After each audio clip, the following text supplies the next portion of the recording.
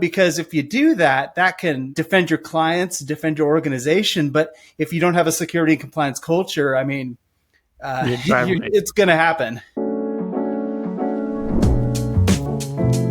Hello. It's Jacob Hill with GRC Academy. Today I'm here with Mr. Brian Hubbard. Brian, how are you today? Doing great. Thanks for having me on. Oh, thank you so much for coming on.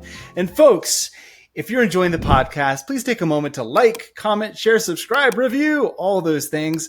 Really helps me out. Brian, tell us about your background and how you got to where you are today. Sure. So I've been in the cybersecurity business for over 40 years now. I am the president of a company called Evolve Cyber Solutions, also the president of MSP Cybersecurity Exchange.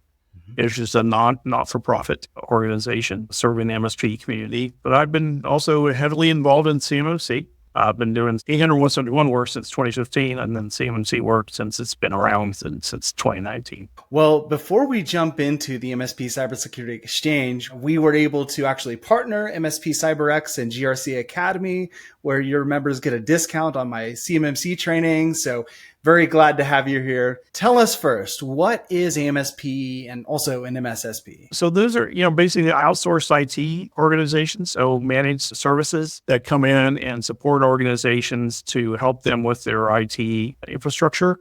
A lot of small businesses don't have IT organizations, so they have to outsource. So MSPs help them with that. And then on the security side, MSSPs are helping people with security challenges that they may have. Tell us about the origin story of MSP CyberX. What made you want to actually start it? And when did you start it? My whole goal in the last few years of my career is to help as many small businesses as possible. The way to do that, I can work with, a couple dozen a year personally. But if I work with MSPs who also do then support 10, 15, 20 clients, I can actually magnify that support and reach a lot more small businesses with their cybersecurity programs. So that's really where MSP CyberX came about as a brainchild. We started talking about it back in probably November of 2023. Came out of a lunch I had with a colleague, and we talked about how to help the MSP community with cybersecurity and cybersecurity compliance challenges. So I brainstormed the idea, had it solidified in around the December of 2023 timeframe. And at that point, I got connected up with the director of national security at the White House. And he was doing an event in Baltimore, which is near my hometown. We decided that he was going to announce this concept, this MSP CyberX, as a workforce development initiative. So he did. And I had made some commitments to the White House then, that I would launch it by February of 2024, and we would have over 100 members by the end of 2024. So as a result, we launched on Valentine's Day of 2024, so this year, and then we actually became an incorporated nonprofit in April. Well, that's awesome. Was your wife as excited as you were when you launched that? Well, yeah, I think it's just something to keep me busy, keep me out of her way. Right. We all need such things. Talk to us about the why behind that. You kind of alluded it in the beginning, but tell us about why. There's over 200,000 companies that support the Department of Defense, and probably about 75 to 80% of those are small businesses. Now, take that's a pretty big number, right, of small businesses. And then about 75 to 80% of those use some form of managed service provider to support them. So that's how they're getting their IT support. That's how they're getting their security support. So the demand curve for MSPs to actually be able to support companies and their compliance journeys is phenomenally huge. That's just talking about the DoD contractors, right? We're not talking about all those other companies that have to support HIPAA, comply with the FTC safeguards rules, support the rest of the federal government, non-DoD, and will ultimately have to comply with this 80171 as well when they have certain types of information. Well, what's the mission of MSP CyberX? MSP CyberX is a community of MSPs and cybersecurity professionals coming together to work through all the compliance challenges that MSPs face. So our mission is really one of education and community, bringing that community together. So we're working with the MSPs in more real time. We're not going for higher level, policy or initiatives. We're not lobbying the government for anything. We're working with the MSPs that are on the ground trying to get the job done. So we're trying to facilitate that. And that's really our charitable mission, is to help with education and support of the MSP community. What are some of the typical challenges that MSPs have across the board? Yeah, well, one is lack of in-house capability, right? I mean, just lack of awareness, lack of skills in-house. So that's, kind of step one, is getting them aware what is their role with their clients with respect to cybersecurity. It's not all about just selling new products and new services into clients. It's about, how do I now solve the problems, right?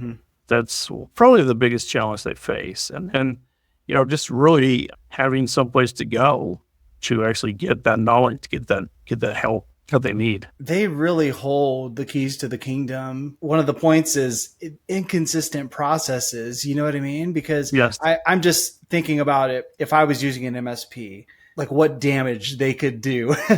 Maybe they wouldn't even know that they were being socially engineered or that type of thing. And there's just such danger.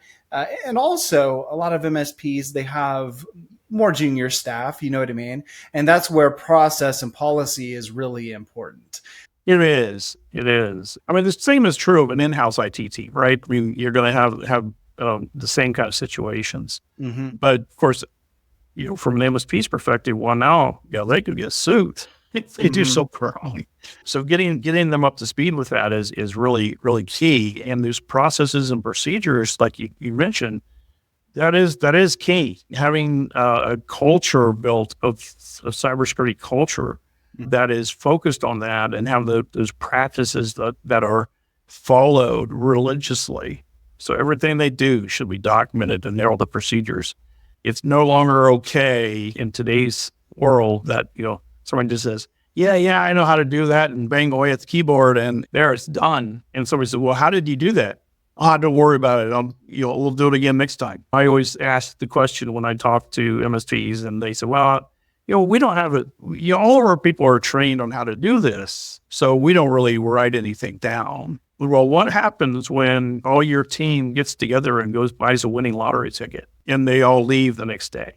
Now, what do you do? How do you support all your customers? It's just so critical. Even, let's talk just about a password reset, right?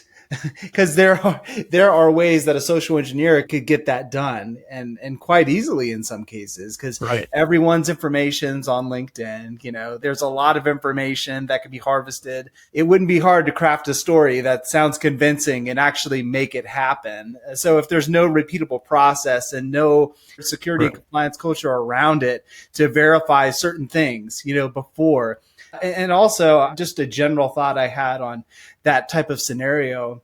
I was speaking with Chris Silvers, who I'm sure you know, and he made a point about implementing least privilege and the power of basically I can't, you know what I mean? And how that can stop a social engineer. If there are certain positions that are high risk of being targets of social engineering, that's really where you should implement least privilege and really focus on that, and maybe even separation of duties, just to make sure that, does this sound right? Because if you do that, that can really defend your clients, defend your organization. But if you don't have a security and compliance culture, I mean, it's going to happen.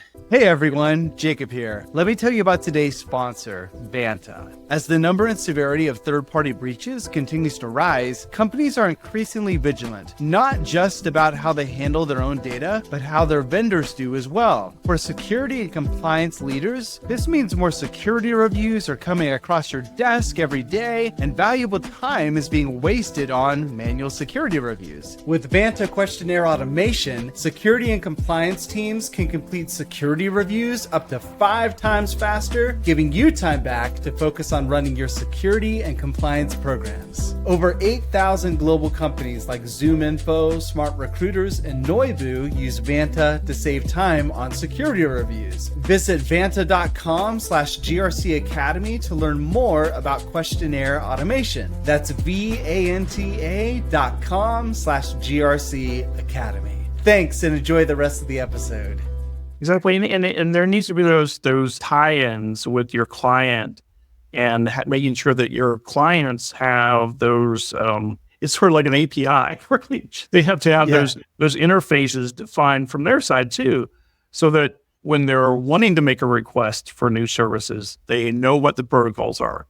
You know what the handshakes are. What are the approval process? On the MSP side, okay, I got a request to say create a new user account. I need great. Who is authorized with this client to provide that information in? And then who are the approvals to go back out? Yes. So all of those handshakes need to be defined for all the clients. Mm-hmm. Yeah. And one of your other points about the IT guys who just go in there and they're like, bam, bam, bam, done. I mean, we've all been there. We've all done that. Right. Yeah.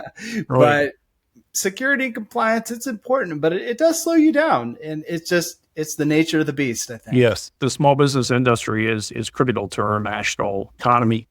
And, since MSPs support the majority of small businesses, and nobody in today's world lives without computers. You can't even get a cup of coffee anymore without somebody doing some IT services.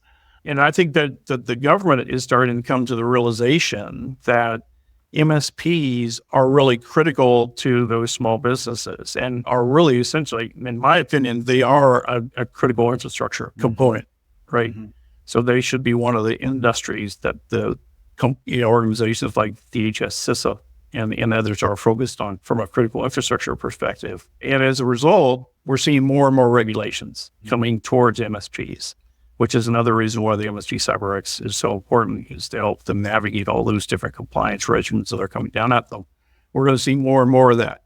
The MSP industry is going to be a regulated industry. Now, what would you say is the difference between your MSP CyberX and the work that the folks over at the MSP Collective are doing? They're very complementary activities. So the Collective is really going hard after the policy level and trying to influence government policies and helping the MSP community that way by getting those top-down sort of views that, hey, the MSP community is here, and they're a little bit different than the rest of what the government is dealing with. Mm-hmm. So they're working on that level. The MSP Cyber Exchange is not doing any of that. We're not going to do any of that lobbying, that high-level governmental policy types of initiatives. We're focused on taking what we got, taking what's coming down at us, and making sure that we help the MSP community really thrive in it. Talk to us about the benefits of membership in MSP CyberX. So we have a few different levels of membership. The main two are informed, which you get access to the website and can view all the content we're kind of pulling together in the website. And then there's the active members. And the active member is where the community comes together. So that's really the entry point to really get the real benefits of MSP CyberX. You're participating in a Slack environment. We have the CMMC corner, and we have the diner, and we have all these other little things, community centers set up inside Slack, so we can easily get to different conversations and have those conversations. And then we have a town hall once a month to bring everybody together and have conversations.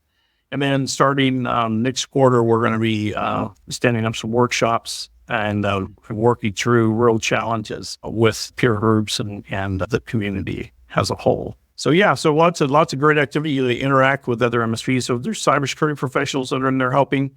And then there's other MSPs that are going through these same challenges, all sharing their insights, sharing what they're learning. So you don't have to relearn what somebody else has already learned. That collaboration is just going to save money. Mm-hmm. And it's sort of one of those situations that all boats rise, right, with the tide. It's not a situation where if you tell somebody, one of your colleagues in the community, how you did it, that they're going to steal all your business. There's so much business to be able to go around. It's just ridiculous. Yeah. Especially with respect to compliant MSPs. MSPs that know how to get compliant, know how to get the clients compliant. So right. Well, if there are MSPs out there that want or are supporting defense contractors, what would be your message to them? Wow, if you haven't started getting into CMMC, get into it now. You really need to be ready for your clients. Your clients are going to have to be certified. And as an assessor, even today, when I'm doing like joint surveillance assessments and things like that with the DoD, and I find out the client, if they're using an MSP or an MSSP, my first question is, well, you need to have them in the room, right? So because they have to be there. As an assessor, I'm not going to ask the contractor, how does your MSP do that for you? I'm going to say, bring the MSP into the room, and I'm going to ask the MSP how he does it for you, right? They need to be in the assessment. That's true now. It'll be true in the future as well. Well, thank you for taking the time to be here. I really appreciate it. Where can people find you? MSPCyberX.com is our website. You hit support at MSPCyberX.com as well is our email address. Excellent. Well, thank you so much for coming on. Okay. Thank you, JD. Appreciate it.